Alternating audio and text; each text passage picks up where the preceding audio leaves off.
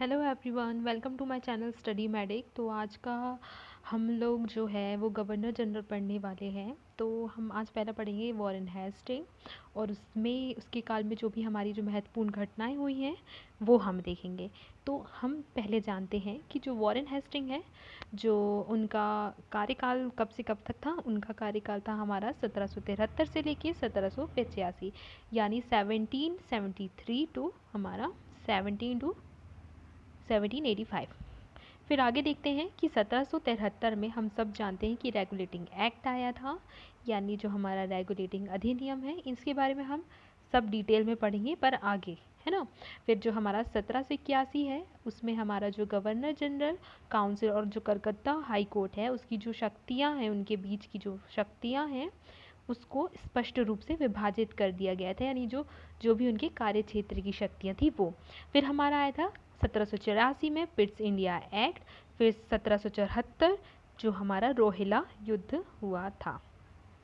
फिर आगे देखते हैं हमारा जो 1775 और 82 है, इनके बीच में हमारा प्रथम मराठा युद्ध हुआ था, जिसमें हमारा जो 82 है 1782, उसमें इसके बाद युद्ध होने के बाद इसकी जो संधि हुई थी वो कौन सी हुई थी, वो हुई थी सालबाई संधि। फिर आगे देखते हैं हम इसको एक बार और रिवीजन देख लेते हैं। 1773 में हमारा वो था रेगुलेटिंग एक्ट। 1781 में गवर्नर जनरल काउंसिल और जो कलकत्ता हाई कोर्ट है उसके मध्य की शक्तियाँ कार्य क्षेत्र में विभाजित कर दी गई थी। फिर उसके 1784 में हमारा हुआ था पिट्स इंडिया एक्ट। फिर 1774 में रोहिला जो युद्ध हुआ था वो हुआ था। फिर 1775 में और 82 में हमारा क्या हुआ था, इसके मध्य प्रथम मराठा युद्ध। और फिर 82 में हमारा सालबाई की ट्रीटी हुई थी। फिर हम देखते हैं 1780 और 84। 1780 और 84 के मध्य जो हमारा हुआ था द्वितीय मैसूर युद्ध हुआ था, और इसी समय जो हमारे वॉरेन हेस्टिंग है उन पे वापस इंग्लैंड जाने के लिए उनके लिए महाभियोग लगाया गया था।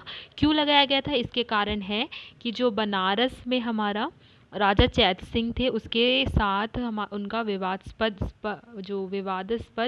संबंध था वो हो गया था।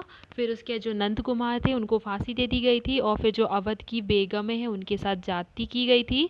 इसके कारण वॉरेन हेस्टिंग को क्या किया था, इंग्लैंड वापस लौटने पर महाभियोग चलाया गया था। फिर आगे देखते हैं हम 1784 में जो एशियाटिक सोसाइटी ऑफ बंगाल है उसकी नींव रखी गई थी, यानी जो एशियाटिक सोसाइटी ऑफ बंगाल है उसका फाउंडेशन हुआ था, और इसी में जो बंगाल के द्वैत शासन की समाप्ति हुई थी, यानी end of dyarchy in Bengal.